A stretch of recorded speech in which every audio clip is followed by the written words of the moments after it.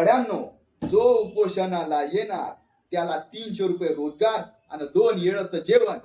अहो, उपोषण बी करायचं आणि 2 वेळेला जेवायचं बी. टकुऱ्यात काही घुसत नाही. सकाळी उपोषणाच्या अगोदर, रात्री उपोषणानंतर. सकाळी शाकाहारी, रात्री मात्र मांसाहारी. घुसलं का सगळ्याच्या ढेंगात? हे तुमचं समजा खराय पाटील, पण उपोषण सुटलंच नाही तर रात्रीच्या मटणाचं काय?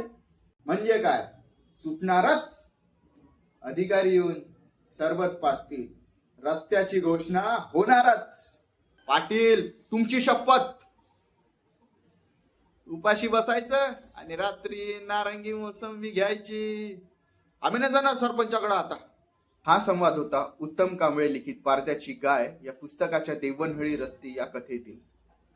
महाराष्ट्र कर्नाटक बॉर्डरच्या मधोमध येणारे हे गाव, त्यामुळे दोनही राज्य सरकार याची क्वचितच दखल घेत. तेथील पोलीस पाटील, सरपंच सत्तेसाठी, अर्थार्जनासाठी गावकऱ्यांचा गैरवापर कसे करून घेत हे या कथेत दर्शविले आहे. हे पुस्तक म्हणजे 3 दीर्घ कथांचा संग्रह आहे, जे आजच्या खऱ्या परिस्थितीवर भाष्य करते. पुस्तकाचा हा मूळ गाभा मूल तत्ववाद, फंडामेंटलिझम होती फिरतो.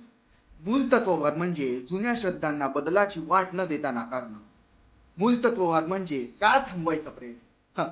पण काळ कुणासाठी थांबलाय किंवा नव्या काळातील नवा मूल तत्ववाद अधिक धारदार नक्की करून कसा जगभर पसरतोय याचे ठळक प्रतिबिंब म्हणजे हा कथा संग्रह होय. उत्तम कांबळे हे पत्रकार आणि सकाळ माध्यम समूहाचे संपादक आहेत. त्यांनी 63हून अधिक पुस्तकाचे लेखन केलेले आहे. 3 दशकाहून अधिक पत्रकारितेच्या कारकिर्दीमध्ये शोषित, वंचित या केंद्रस्थानी असलेल्या लेखनासाठी ते प्रसिद्ध आहेत. पारध्याची गाय असो, एखाद्याचे स्मारक असो किंवा देवणहळीचा रस्ता असो, सर्वत्र मूलतत्ववादाचे पडसाद उमटलेले दिसतात.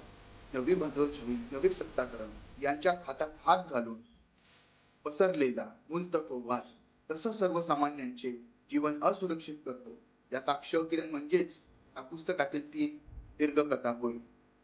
माणसाच्या आत आणि माणसाच्या बनवलेल्या व्यवस्थेमध्ये खोलवर प्रवेश करून मूलतत्ववादाचे घातकी स्वरूप पकडण्याचा कांबळेंनी उत्तम प्रयत्न केला आहे.